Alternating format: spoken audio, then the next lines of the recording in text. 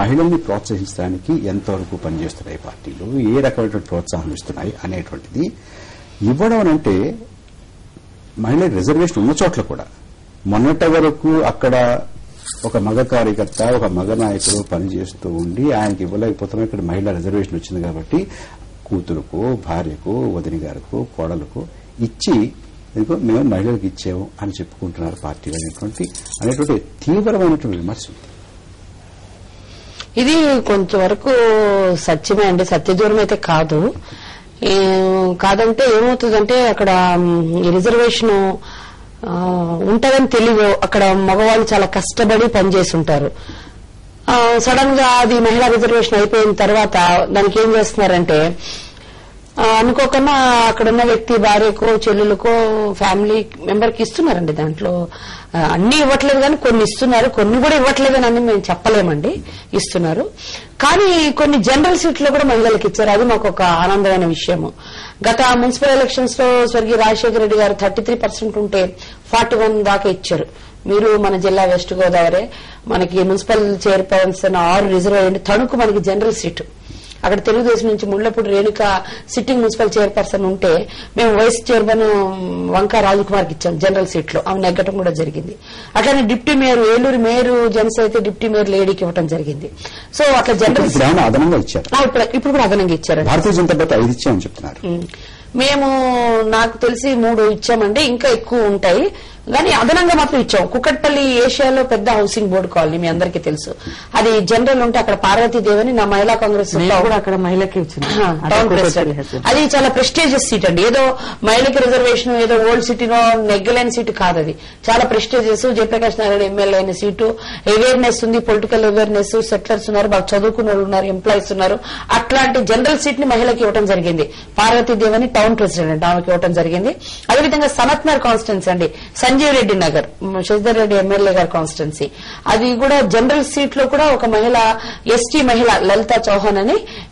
SR Nagar కూడా మీకు తెలుసు, ఆల్ ఎడ్యుకేషనల్ ఇన్స్టిట్యూట్స్ అన్ని ఉంటాయి, అక్కడ కూడా ఒక ట్రైబ్ లంబాడీ లేడీకి లలితా చౌహాన్ కి ఇచ్చాం, అది జనరల్ సీట్ అండి.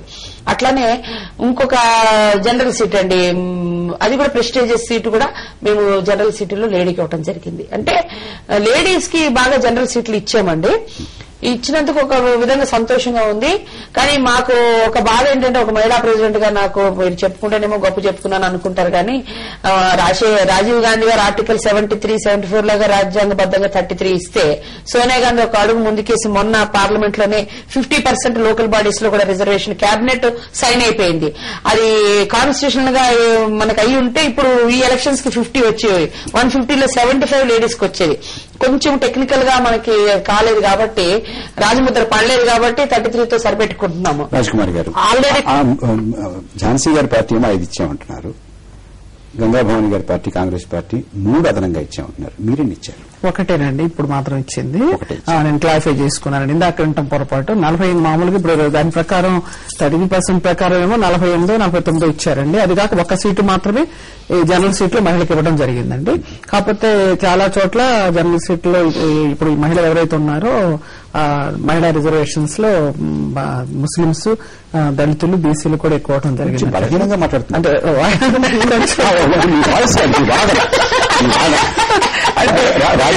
రాజకుమారి లాగా మాట్లాడుతున్నారు.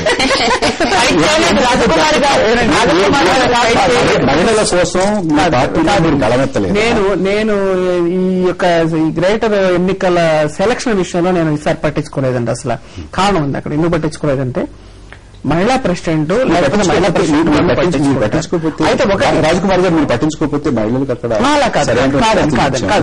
చెప్తున్నానండి. ఎందుకంటే నేను జోక్యం చేసుకోలేదు. ఎందుకు జోక్యం చేసుకోలేదంటే అసలు ఎవరికి ఇవ్వాలి ఏంటి అనేది మనల్ని పిలిచి మాట్లాడటం కానీ అలాంటివి జరగలేదు అక్కడ.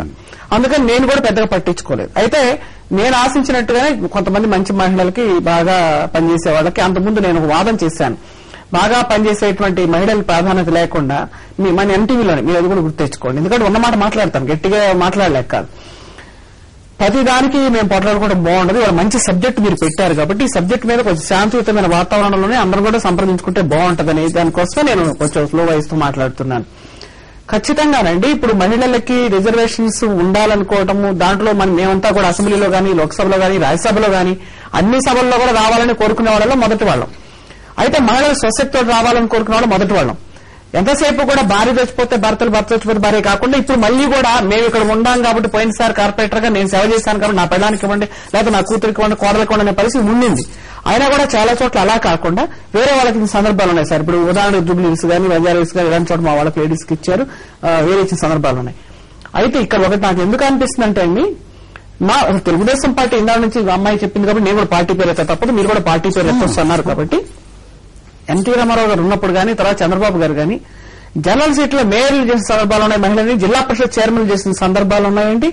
తర్వాత ఎమ్మెల్యేలు కూడా ఎక్కువ సీట్ల సందర్భాలు ఉన్నాయి. ఒకేసారి 6 మంత్రులు చంద్రబాబు గారు కూడా క్యాబినెట్ లో ఇచ్చిన సందర్భాలు ఉన్నాయి. అసెంబ్లీలో ప్రతిభా భారత గారిని కూడా ఓ మహిళలు చేసిన సందర్భాలు ఉన్నాయి. అయితే ఇప్పుడు వచ్చేటప్పటికి ఏమైందంటే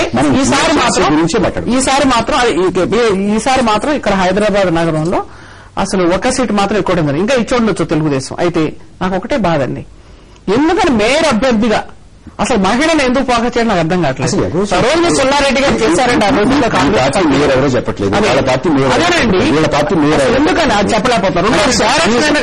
మేయర్ ఎవరో చెప్పకపోయినా కనీసం మహిళ అవకాశం ఉంటే కనీసం డిప్యూటీ మేయర్ నైనా మేము ఖచ్చితంగా మహిళ అదే నేను చెప్పాను.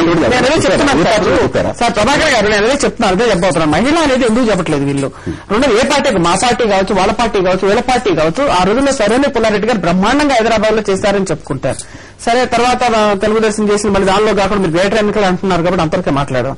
అయితే ఇక్కడ మా వాళ్ళు గాని, వీళ్ళు గాని, వాళ్ళు గాని అసలు డైరెక్ట్ ఎన్నికల్లో కూడా మొన్నటిదాకా జరిగిన ఎన్నికలు ఎప్పుడు కూడా మహిళ పేరే లేదు. అసలు డిప్యూటీ మేయర్ కూడా మహిళ లేదు. అది చాలా దురదృష్టం అండి. మనం ఖచ్చితంగా రాజ్కుమార్ గారు, ఝాన్సీ గారు, మీరు ప్రచారంలో తిరుగుతున్నారు, గంగాభావన్ గారు కూడా ప్రచారంలో తిరుగుతున్నారు, మీరందరూ ప్రచారంలో తిరుగుతున్నారు కదా.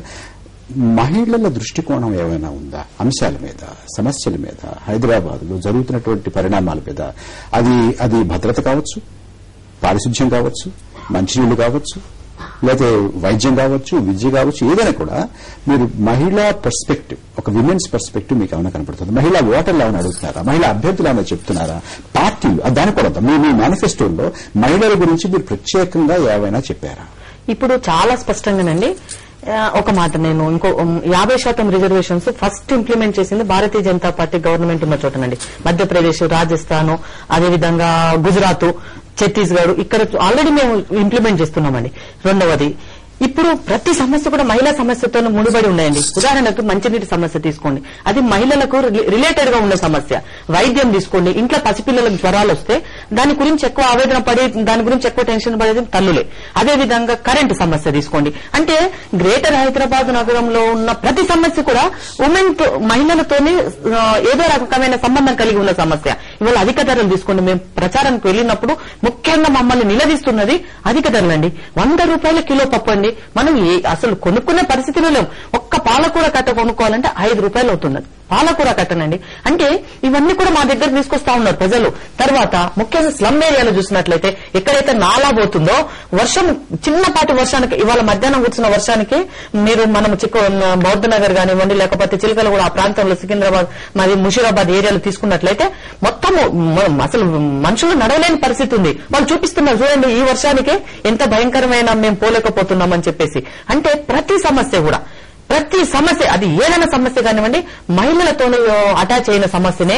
కాబట్టి ఇవాళ మహిళలు మమ్మల్ని నిలదీస్తున్నారు, ప్రశ్నిస్తున్నారు, ఏంటి మా సంగతి ఏంటి. ఇంకా ముఖ్యంగానండి, వర్కింగ్ ఉమెన్స్ ఎవరైతే ఉన్నారో వాళ్ళు టాయిలెట్స్ అండి విపరీతమైన బాధలు ఉన్నాయండి.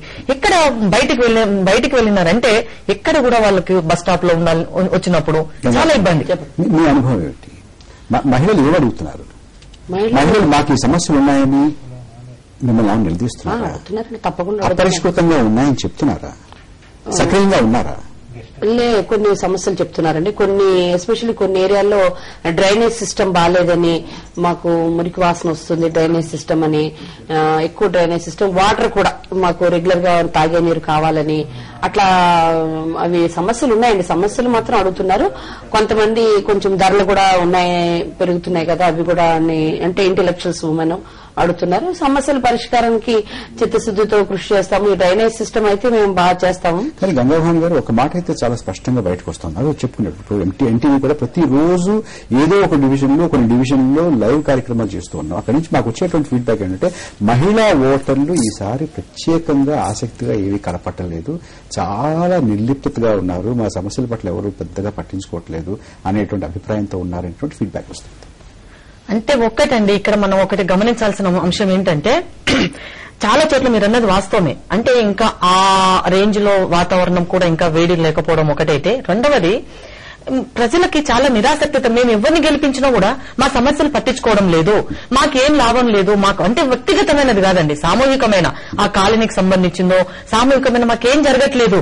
కాబట్టి ఎవరికి ఓట్లేస్తే ఏం లాభము? మొన్న జరిగిన సార్వత్రిక ఎన్నికల్లో మళ్లీ మేము ఏదైతే ఈ భయంకరమైన ధరలు కానివ్వండి, మేము ఏదైతే అనుకున్నామో అది మళ్లీ రొటీన్ అవుతా ఉన్నది, ఇంకా ధరలు పెద్ద ఎత్తున పెరిగినాయి. కాబట్టి మేము ఎన్నికల్లో పాల్గొంటేంది, పాల్గొనకపోతుంది, మా ఆవేదన తీర్చేవారు ఎవరున్నారన్నది వాస్తవమేనండి.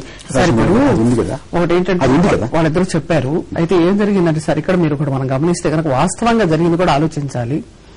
మొన్న జరిగినటువంటి సార్వత్రిక ఎన్నికల్లో రేట్లు పెరిగినా కూడా ప్రజలు కొన్ని ఇబ్బందులు వచ్చినప్పటికీ కూడా లుంబిని చోట్ల శాంతి భద్రతలు లేకుండా బాంబు దాడి జరిగినా కూడా వర్షం పడ్డప్పుడు విపరీతంగా నీళ్లన్నీ కూడా నిలిచిపోయి వేగులు సాగిపోయి పల్ల ప్రాంతాల్లో ఇబ్బందులు పడ్డప్పటికీ కూడా వాళ్ళు కాంగ్రెస్ పార్టీకి ఓటు వేసి ఎక్కువ మందిని గెలిపించారు అనేటువంటిది ఒకటి ఉంది సార్.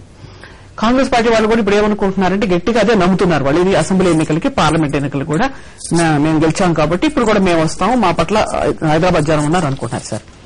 ఒకటి మనం ఆలోచించాల్సిందే, పార్లమెంట్ ఎన్నికలకి మీరు మహిళలకి ఏమైనా అదే పార్లమెంట్ ఎన్నికలకి అసెంబ్లీ ఎన్నికలకి ఇప్పుడు జరిగేటువంటి ఎన్నికలకి చాలా తేడా ఉంది.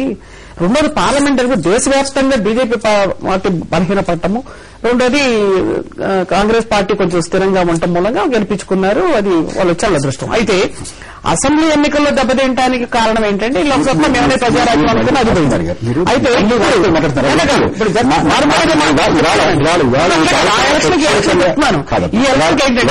సమస్యల మీద ఆధారపడి ఉంటుందని ఝాన్సీ గారు చెప్పారు. లోకల్ సమస్యలు చెప్పారు ఆవిడ, మేము కూడా చెప్పాలి కదా. ఇవాళ కార్యక్రమం ప్రత్యేకంగా మహిళల గురించి మాట్లాడుకోవడానికి మహిళలు అందుకే ఏంటంటే ఈ ఎన్నికలు స్థానిక సమస్యల మీద ఆధారపడి ఉంటుందండి. రెండోది మీరన్నట్టు మహిళలను ప్రభావితం చేసేటువంటి అంశాల మీద ఆధారపడి ఉంటుందండి. ఝాన్సీ గారు చెప్పినట్టు 100 రూపాయలు నేను ఏకీవిస్తాను, గంగాబాని కూడా ఏకీవిస్తున్నాను అనుకుంటున్నాను. ఎందుకంటే ఇవాళ నిత్యావసర వస్తువుల ధరలు కానీ, పాల ధర కానీ, నీళ్ల ధర కానీ అన్ని కూడానండి. నీళ్లు ఎక్కడా కూడా దొరకటం లేదు. చాలా చోట్ల నీళ్లు అసలు అందుబాటులో ఉండలేదు. ఇప్పుడు ఉదాహరణకి మా ఏరియాలో మేముండే చోట అనేక చోట్ల 1 గంట వదులుతున్నారు నీళ్లు, లేకపోతే 2 గంటలు ఇద్దరు రోజు మంచి నీళ్లు. ఈ విధంగా అనేక చోట్ల అసలు నీళ్లు ఉండలేదు. ఇవాళ ఎవరో వచ్చేసి ఏమండి నీళ్ల బాటిల్ ఏమంటారమ్మా దాన్ని, మినరల్ వాటర్ అది దాని ఇంత ఉంది 20 లీటర్లు 45 రూపాయలండి, రోజు మేము సప్లై చేస్తున్నాం అని చెప్పు. రోజు 45 రూపాయలు పెట్టి మనం కొనుక్కోవాలంటే.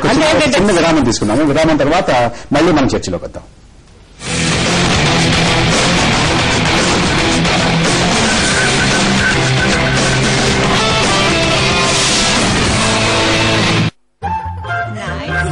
నిన్ను సారీ తగిలిందా? ఈ ముగ్గురు మహిళల్లో ఒకరికి ఎప్పుడైనా